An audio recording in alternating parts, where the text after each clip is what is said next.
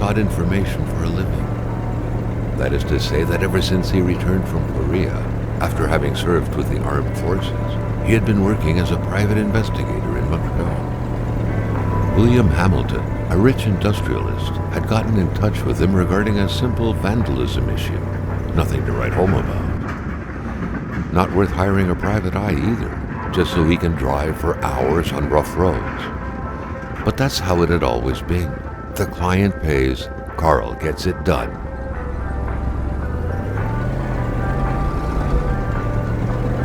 They had set up to meet at the general store, his client's business. Well, actually, the entire village had William Hamilton's name written all over it.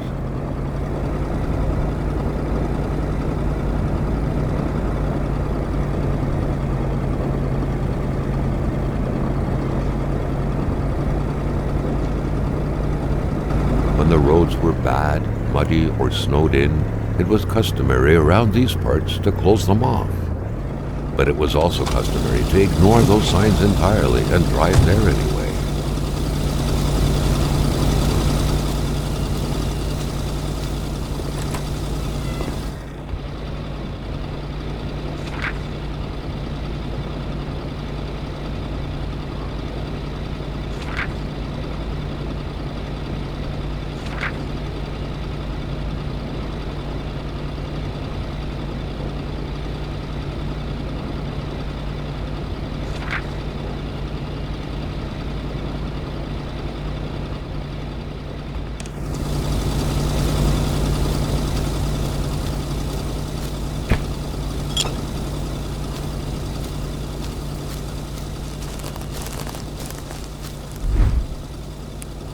Carl, ever diligent in his work, always carried his log on him, in which he scribbled down thoughts and leads alike during the course of his investigations.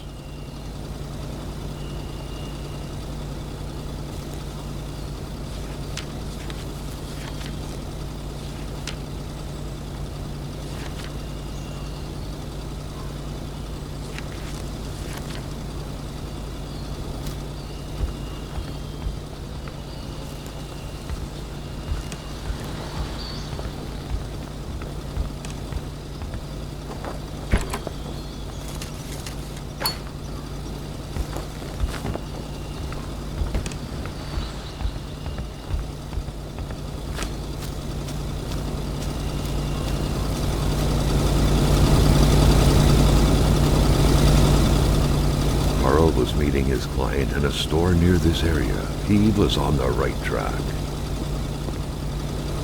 Hamilton never mentioned a road-blocking barrier. Why was it needed here in the back of Beyond? That would, however, be a mystery for another day. Carl had waited long enough for someone to come and raise it. Hamilton is waiting for Carl in the general store. It was time for him to get down to business. William Hamilton enjoyed a lavish country house built in the very heart of the northern forests, not too far from here.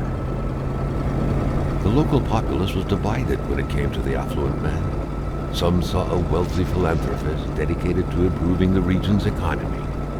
Others an aging Englishman who would do anything to further his fortunes. And those ones hated him enough to go on about scheming against him. Hamilton had recently acquired a few local businesses, but the last straw was the reopening of a mine, which gave rise to a wave of protests and threats from the Cree people. Given these circumstances, Carl reckoned that a good number of people must be feeling compelled to oppose Hamilton in one way or another. So far, only the industrialist's house had been a target, but soon enough, Carl thought, the target would become the man himself.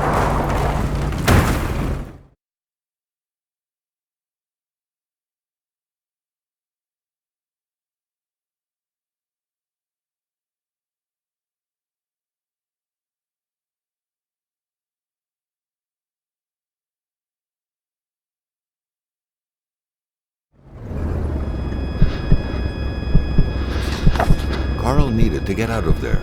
The cold and the pain required urgent care.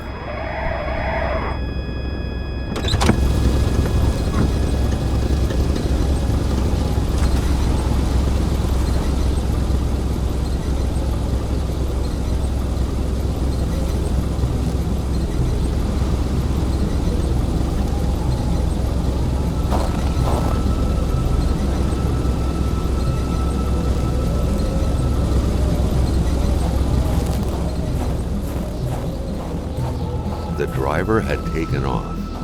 It was still best to check it out and leave nothing to chance. Carl needed help. It was a small, locked box engraved with the letters W.H. Carl thought about taking it. Nothing was to be left to chance. Such heart-wrenching Nordic poetry that was. But Carl didn't care much about flowery language.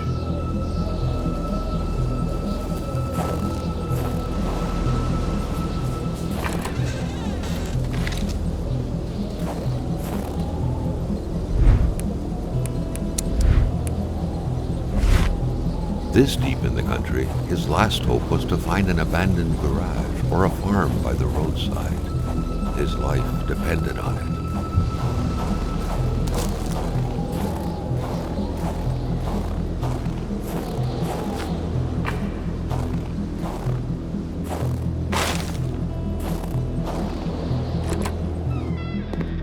Carl wondered how long he would have to endure this skin-stinging cold.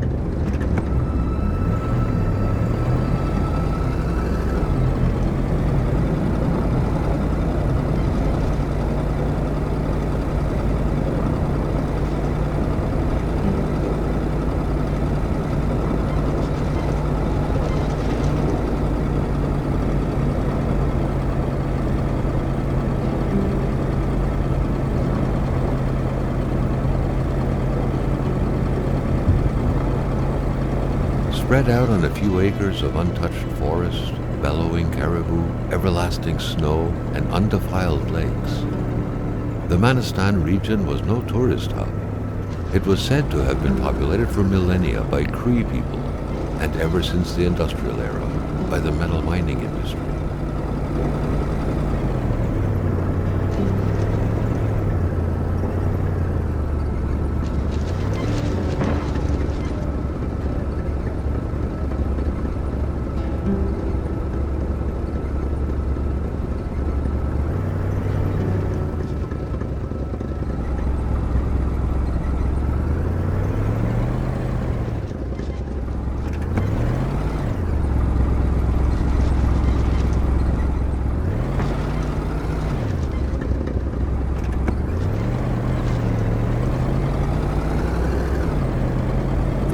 Running on fumes. Good thing that the general store was close by.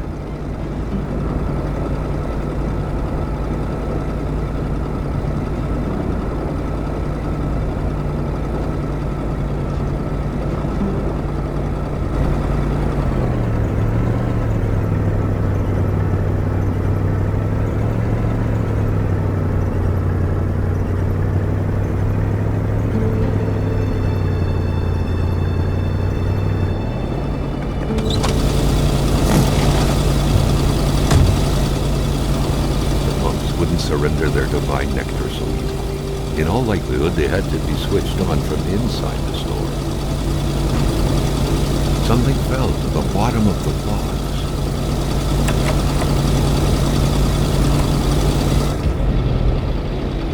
Carl had no trouble recognizing his employer. He had been killed. There was no need to be a detective to figure that out. But only a detective could have noticed that the killer had to have been very close, that the fatal blow had been given before the victim even realized.